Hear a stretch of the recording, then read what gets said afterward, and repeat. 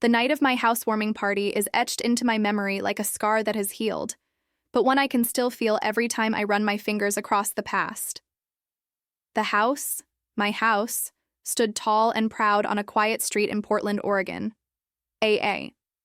White brick colonial with black shutters, a wide porch, and a front yard lined with rose bushes I had planted myself.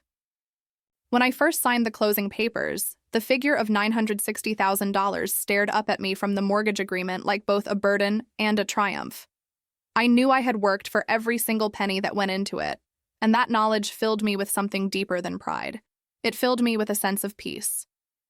That evening, the warm glow of candlelight danced across the living room walls, mingling with the laughter of my guests. Soft jazz spilled from the speakers, and the scent of rosemary chicken from the kitchen drifted into the hall.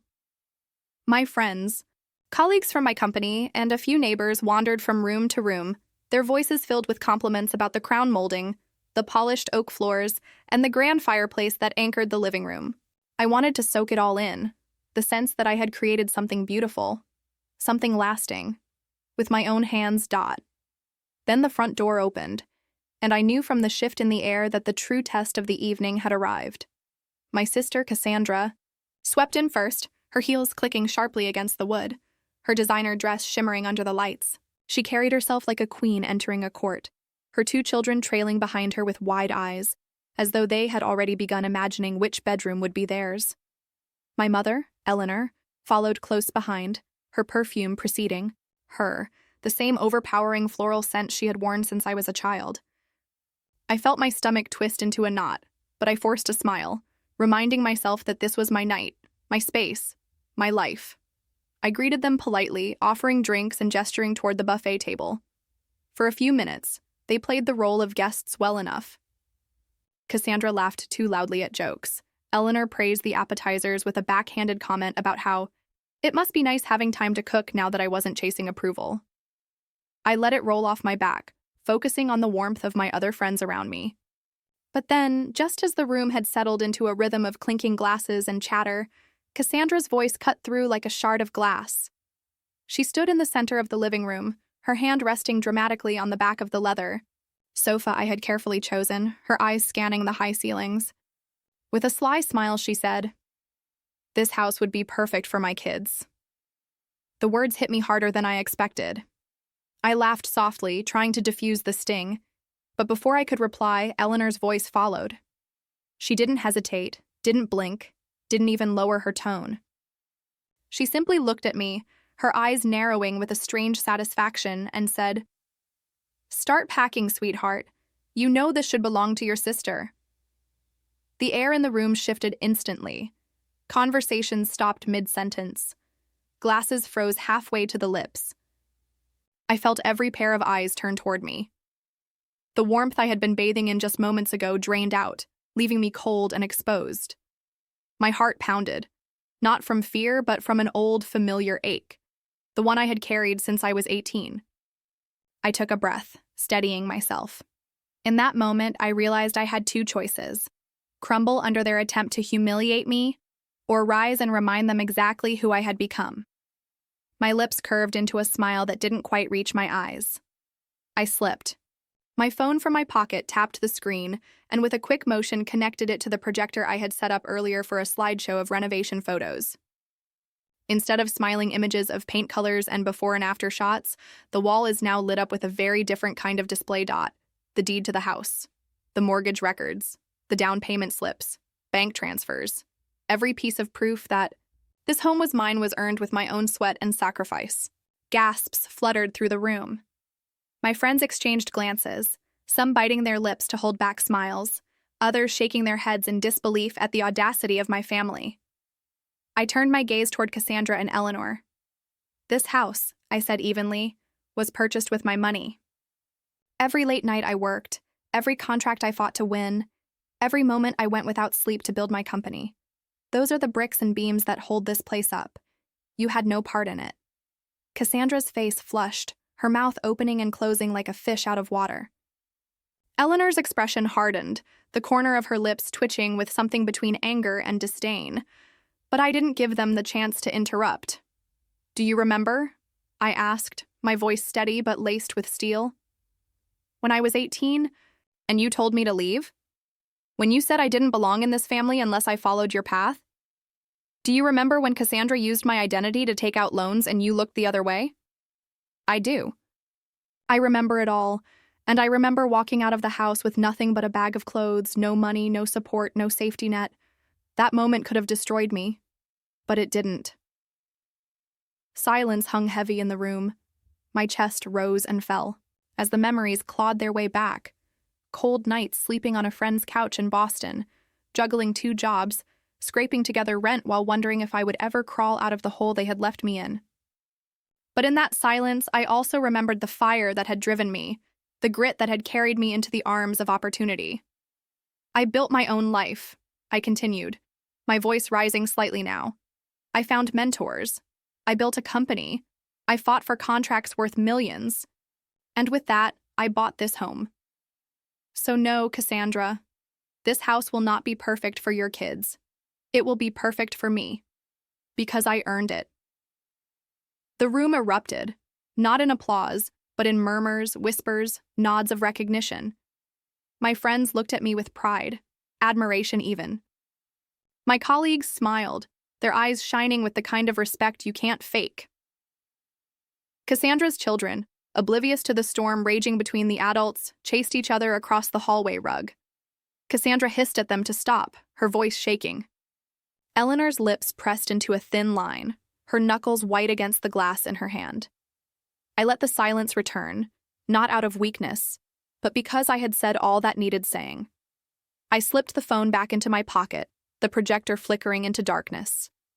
My heartbeat slowed, my chest loosening as though I had finally laid down a weight I'd carried for too long. For the rest of the evening, Eleanor and Cassandra sulked at the edges of the room, throwing tight smiles when others looked their way. But the damage was done. Their claim had been shattered in front of witnesses, their entitlement laid bare. My guests, sensing the tension, rallied around me, filling the air once again with warmth and laughter.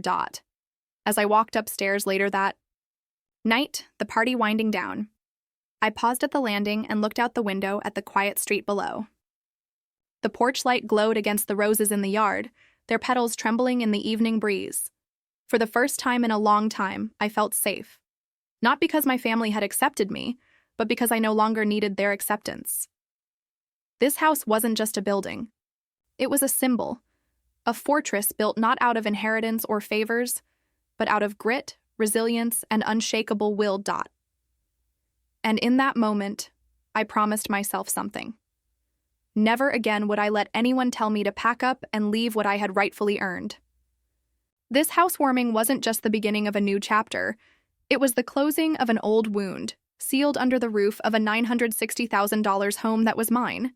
Entirely mine. The faces around me blurred as I stood in the center of my living room, the glow from the projector still burning faintly in my mind. Cassandra and Eleanor had fallen into silence after my declaration, but their silence was not surrender. I could see it in their eyes, the simmering rage, the disbelief that their control over me had slipped through their fingers. For a moment, I let the quiet stretch, let them feel the weight of truth pressing down. Then I spoke again, my voice steady, my words deliberate. Do you remember when you forced me out at 18? My voice didn't waver, though my chest ached with the effort. You told me I had no place in this family unless I followed your path. Cassandra, you stole my identity to take out loans, and you, Mother, stood by and let it happen. You both left me stranded. Cassandra's cheeks flushed red, and she opened her mouth as though to deny it, but the look on my face must have stopped her. Eleanor's lips parted, ready with one of her trademark dismissals, but I held up my hand before either of them could interrupt. I had been silenced too many times before. Tonight, I would not be silenced again. The memories I had kept locked away clawed their way to the surface, uninvited but unstoppable. I saw myself at 18, standing on the cracked sidewalk outside our family's house in Boston, clutching a trash bag filled with clothes and a few notebooks. I could still hear Eleanor's voice echoing in my ears. If you won't do as I say, then you can't stay under my roof. Cassandra had smirked from the doorway, her new car keys dangling from her fingers, the same car paid for by loans taken out in my name. I had begged, pleaded, but the door slammed shut, leaving me alone in the chill of the night. I swallowed hard, blinking back the sting in my eyes. I was sleeping on a friend's couch, working 2 jobs just to eat, while you both pretended I never existed. I hid my tears because I couldn't afford to fall apart. But those years, those nights when my stomach growled and my body ached, those years forged me. I became stronger than either of you ever imagined I could be. I paused, drawing in a breath that felt heavier than air. Around me, my friends shifted, their eyes wide, some nodding as if silently cheering me on. Cassandra avoided my gaze, her jaw clenched, while Eleanor's eyes darted to the floor. For the first time, I saw not power in her posture, but a flicker of something else, maybe guilt, maybe shame. It was during those desperate years that I met William Hayes. He was a retired software investor in Chicago, a man with sharp eyes and a sharp mind, but also a kindness I had never known from my own family. I had been working part-time at a coffee shop near a small co-working space. William used to stop by every morning for a black coffee and a scone, always with a book tucked under his arm. I had noticed the titles: business histories, biographies of innovators, thick tomes on programming and investment strategy. One morning, as I cleaned tables, he asked me what I was studying. I told him the truth. I wasn't in school. I couldn't afford it. But I was teaching myself to code from borrowed library books and free online courses. That conversation changed everything.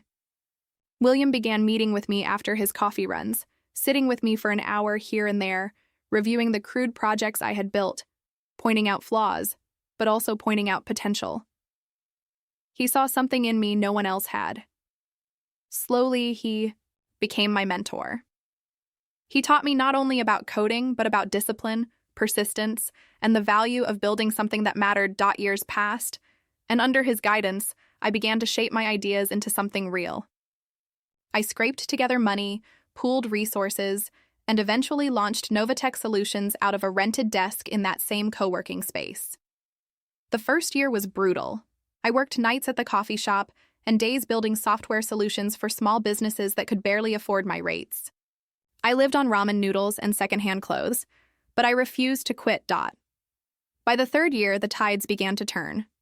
William introduced me to a network of investors who believed in my grit as much as my product. I landed my first major contract with a logistics company in Chicago for $250,000. From there, word spread. Within 7 years, Novatech Solutions had scaled past $40 million in contracts. My company was no longer just a dream. It was an empire I had built brick by brick, line of code by line of code. And with that empire, I bought this house. This house that now stood as the symbol of my independence, my triumph, and my survival. I let those words settle in the room. I wanted Cassandra and Eleanor to hear not only the facts, but the journey, the pain and perseverance that had carried me here. I wanted them to understand that no matter what they said, no matter what schemes they concocted, they could not erase what I had built. "You tried to bury me at 18, I said finally, my voice quiet but sharp as glass. But all you did was plant a seed you couldn't control, and now I have grown into something you can't uproot." The silence that followed was suffocating. Cassandra's eyes darted to Eleanor, searching for support, but for once, Eleanor had no quick response. She shifted uncomfortably, her knuckles white around the stem of her wineglass. My guests exchanged uneasy glances, their whispers filling the edges of the room. It was then that Eleanor finally found her voice. "You don't understand," she began, her tone trembling between anger and desperation. "We did what we thought was best for the family. You were difficult. You didn't follow the rules." I almost laughed, though the sound stuck in my throat. Difficult? Because I wanted a life on my own terms? Because I refused to be the shadow while Cassandra was handed everything? If being difficult means refusing to let you use me, then yes, I was difficult. And thank God I was. My words struck like arrows, and I could see the truth of them land. Cassandra crossed her arms, muttering under her breath, while Eleanor stared at me as though she no longer recognized the daughter standing before her. In that moment, I felt something shift inside me. For years I had carried their rejection, like a chain around my neck, dragging it with me through every victory and every heartbreak. But now, here in the house I had earned, standing before them with nothing left to hide, I realized the chain had snapped. I was free. I looked around the room at my friends, my colleagues, the people who had become my chosen family. Their faces glowed with pride, with support, with the kind of love that didn't demand obedience or perfection. That was my family now. Cassandra and Eleanor could not take this house. They could not take my company. They could not take me. And for the first time in my life, I truly believed it. The silence in the room after my words was heavier than any silence I had ever known. It pressed down on my shoulders, lingered in the corners of the house, and wrapped itself around every guest who had witnessed the storm unfold. I stood firm, refusing to flinch under Cassandra's glare or Eleanor's icy composure. But I could feel it.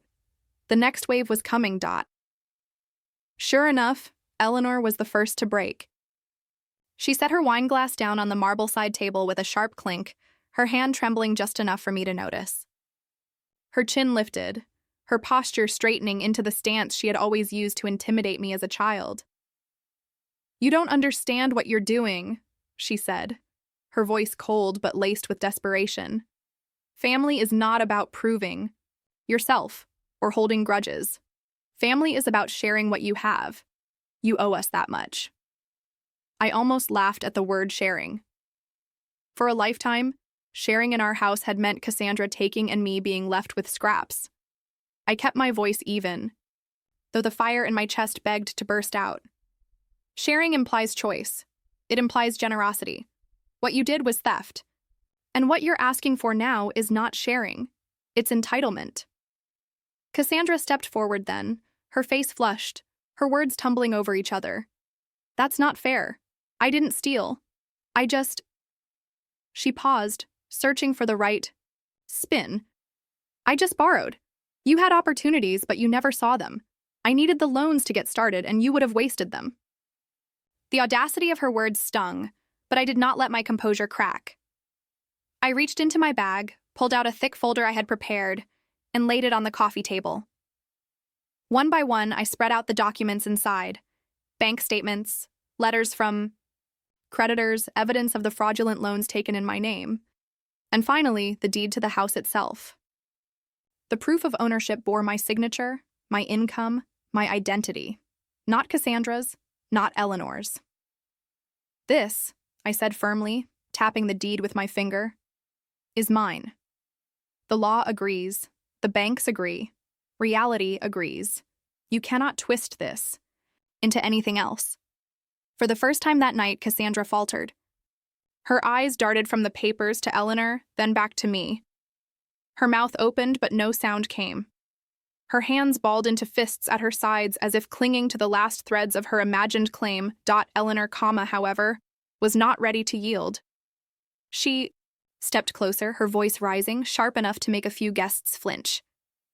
"You think these papers make you powerful? They don't. You can hide behind contracts and money, but at the end of the day, blood is blood. And blood means you don't turn your back on family." I locked eyes with her, feeling the old wound of those words. Blood is blood. The same justification she had used years ago to excuse Cassandra's betrayals while condemning me. But this time, I was not that powerless girl on the sidewalk, with nothing but a trash bag. This time, I stood inside a house I had bought with my own hands, surrounded by witnesses who had seen the truth. "Blood may connect us," I replied, my voice calm but unyielding, "but it does not give you ownership of my life. You turned your back on me years ago. Don't lecture me about loyalty when you were the first to abandon it." The weight of my words silenced her, if only for a moment. The only sound was the soft whir of the projector cooling down after being switched off. The flicker of candlelight revealed the tension carved into every face in the room. My friends, my colleagues, they were not just spectators now. They were witnesses. They had seen the receipts. They had heard the truths my family had long tried to bury. I took a breath, steadying myself. "You will not take this home," I said clearly, each word deliberate. "But Cassandra, Your children are innocent in all of this. They didn't ask for the lies, the schemes, or the games. For them, I will set aside an education fund. That is my choice. What I will not do is let either of you dictate my life ever again. Gasps rippled across the room. Some of my guests looked at me with awe, others with tears glistening in their eyes. Cassandra's face crumpled, her pride colliding with a dawning realization. She wanted to lash out, but the mention of her children softened her stance just enough for her to stumble back into silence, then comma. For the first time that evening, my father spoke. Richard had been standing in the corner, a silent shadow, nursing his glass of whiskey like it was both shield and weapon. His salt and pepper hair caught the light, his shoulders hunched as though he carried decades of unspoken words. He stepped forward now, his shoes echoing against the oak floors. His gaze was not on Eleanor or Cassandra, but on me. His eyes softened, and when he spoke, his voice was quiet, almost fragile. Maybe, he said, the word hanging in the air, like a fragile bridge. Maybe it's time I make things right. The room froze. Cassandra blinked in shock. Eleanor whipped her head toward him with fury in her eyes. But I stayed still, watching him, waiting. You've always been stronger than we gave you credit for, Richard continued, his tone hushed, as though speaking to himself as much as to me. I stayed silent when I should have spoken. I let things happen that I knew were wrong because it was easier to keep the peace. But I see now that peace built on injustice isn't peace at all. It's a lie. And I've been living that lie for too long. Eleanor hissed his name like a warning, but he didn't flinch. He looked at her briefly, then back at me. Maybe it's too late to undo the damage. But it's not too late to acknowledge it. You earned this life, this house, every bit of it, and no one here can take that from you. The weight of his words struck me deeper than I expected. For years, I had carried resentment toward him, not just for his silence, but for the way he seemed to vanish into the background whenever Eleanor or Cassandra struck their blows. To hear him admit even a fraction of that truth sent a ripple through me. I didn't know whether to trust him, whether his words were a momentary rebellion or the beginning of something real. But they mattered, if only because they were said out loud. Eleanor's face twisted with rage. "Richard!" she spat. "You don't know what you're saying." But he did. For once, he did. And the conviction in his eyes was undeniable. I drew in a slow breath, feeling the air finally loosen in my lungs. "I don't know what your role in all of this will be," I said to him, my voice measured. "But I know mine.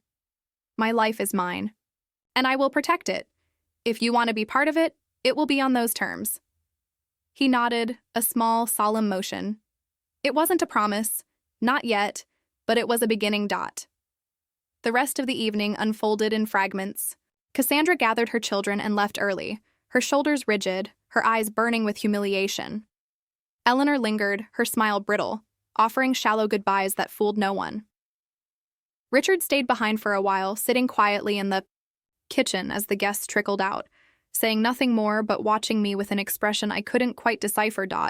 When the house finally emptied, I stood in the living room alone, the documents still spread across the table, the candles burned low. I let myself sink into the sofa, exhaustion washing over me in waves.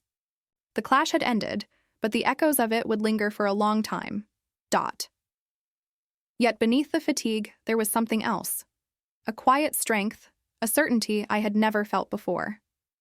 For the first time, I had not only defended my life but declared it in front of the very people who had once tried to strip it away. This was not the end of the war. But it was the turning point. And as I sat there, staring at the deed to my home, I knew one thing with absolute clarity. I would never again be the girl standing on the sidewalk, begging for a place in her own family. The weeks that followed, my housewarming were anything but quiet. The clash in my living room had cracked open wounds that had festered for years, and once the truth came spilling out, it could not be forced back into silence.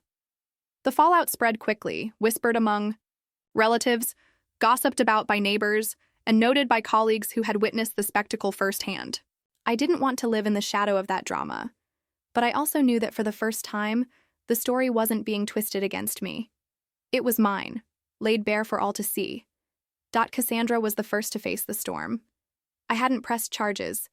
Immediately, I didn't want to see my sister in prison, but the creditors she had left in my name were less forgiving. Years of unpaid balances and fraudulent loans had a paper trail, and the evidence I had displayed that night made its way into the right hands. Legal notices began arriving at her door. She called me several times, each voicemail dripping with anger or desperation, depending on her mood, demanding that I intervene. "You're ruining me," she cried in one message, her voice cracking. "You're supposed to be my sister." But the truth was, I hadn't ruined her. She had done that herself when she stole my identity and left me to pick up the pieces. I had simply stopped shielding her from the consequences. For years, Eleanor had cleaned up Cassandra's messes, smoothing things over with money, excuses, or blame cast in my direction. Now, without me as the scapegoat, Cassandra had to face the world on her own terms. Eleanor, of course, fought to prevent that. She called lawyers, begged old friends for favors, and even tried to bargain with me. "You don't understand what this will do to your sister's children," she said, her voice trembling with a mix of fear and manipulation. But I didn't bend. I had already offered what I was willing to give, the education fund. Her children deserved a chance at a future untainted by their mother's mistakes, and I would make sure they had it. But I refused to erase Cassandra's sins to spare Eleanor's pride. The hardest part was learning to live without expecting Eleanor's approval. For years, some small part of me had still craved it, as though one day she might look at me and say, "I'm proud of you." That hope had been a chain around my heart. But in the weeks after the party, I realized I didn't need her confession, her apology, or her pride. I no longer measured my worth through her eyes. My life was no longer a performance staged for her applause. Instead, I turned my focus toward the circle I had built. My team at Novatech rallied around me, not just as colleagues, but as family. We celebrated the closing of a new $12 million contract with a logistics firm in Houston, a deal that had been months in the making. My employees toasted me not as their boss, but as their leader, their ally, the one who had fought alongside them to make something real. Their respect, their loyalty, it was earned, not demanded. And it was far more valuable than the hollow approval of blood relatives. I also poured myself into causes that mattered. I began funding scholarships for women in tech, especially those who, like me, had been cast aside by their families or denied opportunities. I remembered the nights I spent teaching myself to code in dimly lit libraries, and I wanted to make sure no young woman had to climb that hill alone. Seeing the first round of scholarship recipients walk across their campuses in Boston, Chicago, and Portland filled me with a joy I hadn't felt in years. Their triumphs felt like healing, not just for them, but for me. The house itself transformed into more than a place to live. It became a sanctuary.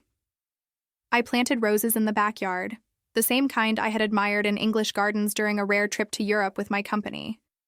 Each bloom reminded me of resilience, delicate yet strong, soft petals rising from thorns.